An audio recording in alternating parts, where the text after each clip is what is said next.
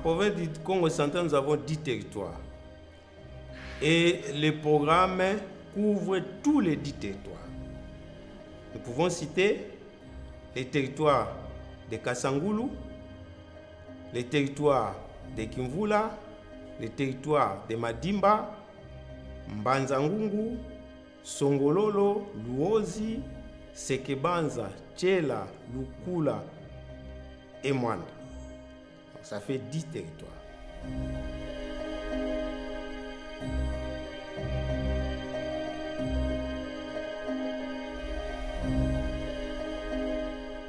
Le SECO, c'est le bureau central de coordination, qui est une agence d'exécution du gouvernement. Donc qui a la charge de gérer les aspects fiduciaires du projet du gouvernement, soit des projets financés directement par le gouvernement ou par d'autres bailleurs. Voilà un peu ce que c'est le SECO.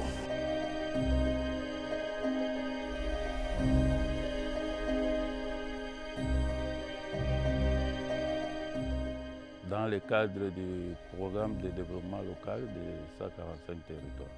Parce que pour la mise en œuvre du projet, il fallait avoir des options. Nous, le BSECO, on a pris des options. Travailler avec des ALE, agences locales d'exécution, qui sont des ONG qui ont un ancrage local, et une partie avec les PME, petites et moyennes entreprises.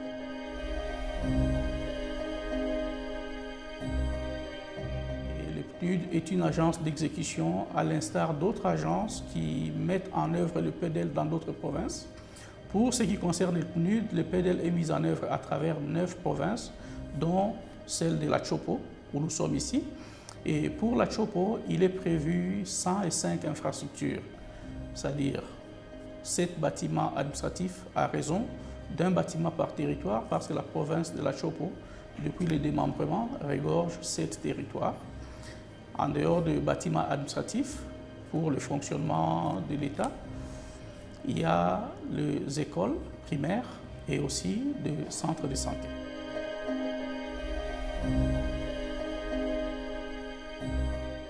Nous avons plusieurs programmes.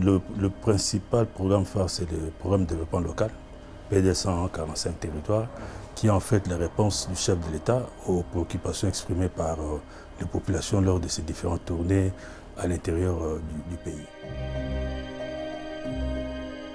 Le PDL 145 territoires est un programme du gouvernement congolais, dont le gouvernement est les bailleurs à 100%, c'est-à-dire que le PDL, c'est l'acronyme du programme de développement local dédié aux 145 territoires que compte la RDC. Vous savez que depuis l'indépendance du Congo, nos territoires ne sont pas construits. Ce sont des anciens bâtiments qui datent de l'époque coloniale que les territoires occupent jusqu'à aujourd'hui. Et certains sont vraiment délabrés et les conditions de travail de nos administrateurs de territoire n'étaient pas bonnes.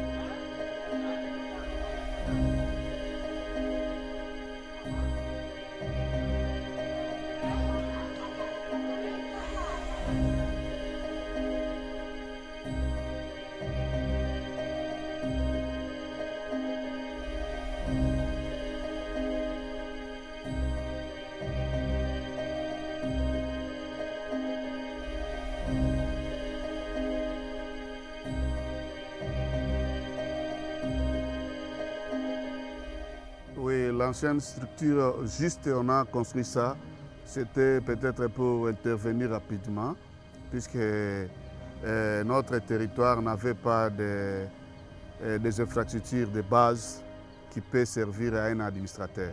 Alors quand on a construit ici, on a un problème sanitaire, il y a l'insuffisance des bureaux, on n'a pas une salle de réunion, on a plusieurs difficultés. Ici, nous sommes dans la province de Chopo, territoire de Bundu, au PK79, sur la NR4, sur la route Ituri. Quand nous sommes arrivés ici à l'épée Bachengo, en avril et vers fin avril, on avait trouvé une école, une partie en tôle, une autre partie en paille, et de l'autre côté, juste après l'école, il y avait une brousse, je peux dire la forêt.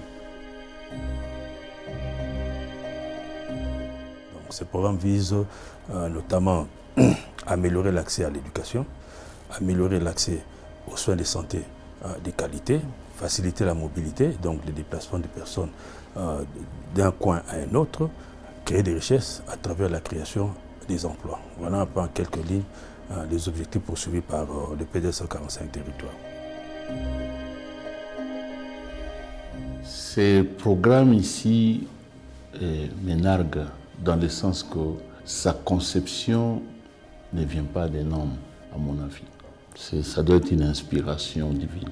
Parce que tel il a été conçu, le programme prend en compte le développement total d'un territoire. Les travaux ont commencé le 6 février 2023. On a établi les ordres de service pour le démarrage des travaux. Donc, la mission de contrôle était installée et chaque entreprise était déjà installée sur le site.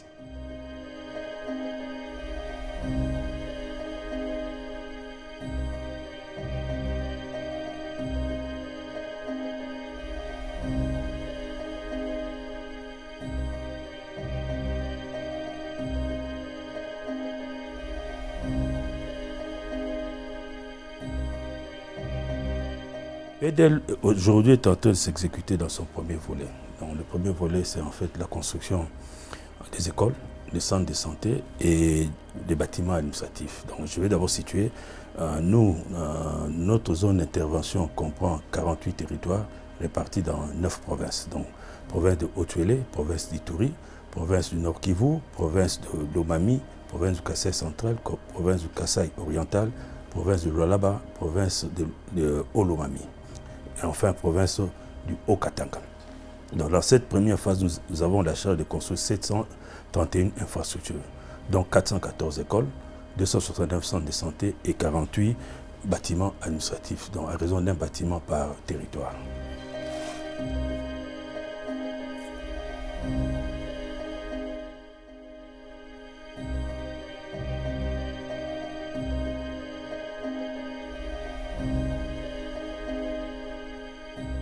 Nous avons opté pour travailler avec deux types d'acteurs. Les ONG que nous appelons les agences locales d'exécution et les petites et moyennes entreprises. Cette phase a permis de créer de nouveaux métiers. Dans les territoires, je ne sais pas si vous avez la chance d'aller dans les territoires, quand vous voyez les bâtiments PDL qui s'élèvent à côté, ce sont des maisons en terre, et même des écoles en paille, et ainsi de suite. Donc ça signifie que les populations là-bas avaient comme image d'une maison, ces maisons en terre. Mais aujourd'hui, le développement, c'est déjà l'amélioration de l'habitat. Donc, fort de l'expérience, les PDL 145 territoires, ces populations vont commencer à améliorer leurs maisons. Donc, les types de bâtiments PDL vont constituer des références pour ces populations-là. Donc, ça aura un impact pour améliorer leur habitat. Oui, je travaille dans le PDL 145 territoires. Puis on a recruté localement les ouvriers, car ça demande seulement des ouvriers qualifiés, par exemple pour la charpente, quand on a été obligé de ramener un technicien de Kisangani, mais qui a continué avec l'équipe du village ici. Donc tous les gens qui travaillent ici sont les enfants du pays, sont les enfants du village ici, Bambaketa. Ces programmes visent à réduire les inégalités constatées depuis toujours entre les milieux ruraux et les milieux urbains. Et le PDL s'y prend en érigeant soit des infrastructures sanitaires, scolaires et la rénovation des bâtiments administratifs de territoire. En dehors du volet infrastructure, il y a également le volet hydraulique rural. Il y a également les volets électrification rurale et l'appui en matière de chaîne de valeur. Dans chaque site, nous avons comme Kassangoulou, il y a 22 projets, Madimba 18, Kimvula 18, Banzangungu 19, Songololo 13, Sekebanza 20, Lukula 9, Tchela 21, Mwanda 18, Luozi 16. Voilà le 174 sites donc les PDL couvrent tous les territoires.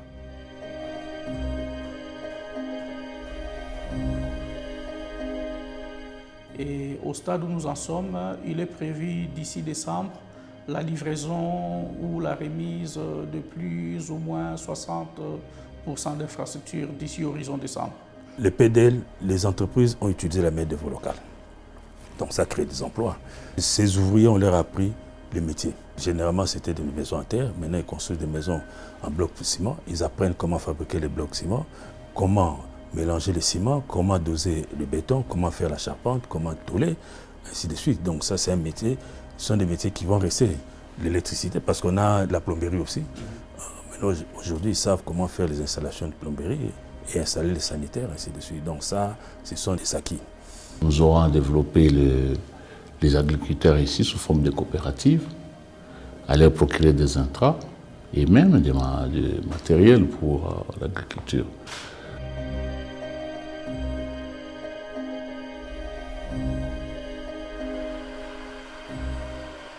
Alors, initier un tel programme rencontre, comme je l'ai dit tantôt, les besoins primaires et cruciaux de la population congolaise. Et je pense que tous les politiciens devront en être conscients. La population congolaise devrait en être consciente. C'est un programme à soutenir et à répliquer par tous les gouvernements qui se succéderont. À ce niveau, donc Mamayemo sera construit en 3 phases. Nous allons commencer par la première phase où nous avons un bâtiment 4 étages qui comprend 524 chambres. Il y a ce qu'on appelle l'hôpital jour et les urgences, mais également il y a la morgue de 54 corps. Donc je crois que nous avons déjà reçu la lettre de l'entreprise ou du prestataire qui sollicite à ce qu'on procède à la réception technique avant de procéder à la réception provisoire. Donc nous sommes en train de nous arranger avec le gouvernement, voir comment est-ce que nous pourrons organiser cette réception. Alors la deuxième phase, c'est là où on détruit la plupart des vieux bâtiments. Là, ça va comporter aussi 4 bâtiments, des 4 étages aussi. Là, nous avons tous les services d'imagerie, mais nous avons aussi à peu près 514 chambres. La troisième phase, qui est déjà aussi en construction, là, nous aurons aussi 3 bâtiments et nous aurons le reste de chambres et quelques équipements médicaux.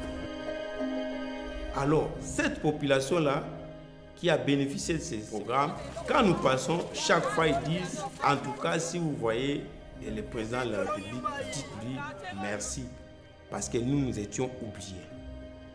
Voilà l'importance même de ces programmes pour que les gens qui faisaient 15 km pour aller se faire soigner, ils n'en feront plus. Ils auront un centre de santé derrière leur maison, à 100 mètres de la maison ou du village.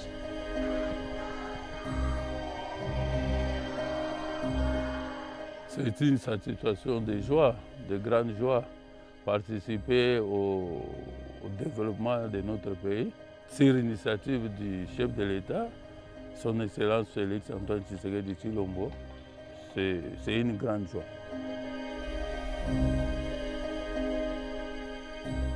L'idéologie qui anime notre président aujourd'hui est la meilleure. Le peuple d'abord. Vraiment, en tout cas, merci. Je pense que le PDL ici, c'est ça. Il vient matérialiser sur le terrain l'idéologie qui était juste dans la bouche. C'est ça ce que je peux dire, développement. Alors, avec la vision du président de la République, il a instauré ce système de 145 territoires pour qu'au moins chaque village, chaque petit recoin ait au moins un centre de santé où on peut quand même accepter des gens pour le soin, où les femmes peuvent accoucher dans de bonnes conditions. Il y a des banques de sang qui seront installées. Et ça, nous le félicitons énormément. C'est très salutaire de sa part. Et en tout cas, chef de l'État, big up à vous. Message nitampatia kwa mtasema merci kwa kazi ambayo tuko nafanya. Je dois dire d'abord grand merci au président Félix Antoine Tshisekedi pour l'initiative qu'il a fait et pour sa vision. Merci au commandant suprême, le président Félix Tshisekedi Tshilombo. Et je dis à vous autres, Excellences, le commandant suprême, des œuvres que vous êtes en train de montrer aux Congolais et comment les Congolais puissent aussi imiter la valeur démocratique que lui est en train d'apporter aux Congolais. Le président a une vision, il est constant dans sa vision et il se bat pour que sa vision se matérialise. Donc c'est pour ça que nous sommes à ses côtés pour l'accompagner dans la réalisation de sa vision, qui est le rêve de tout Congolais. C'est ça notre leitmotiv.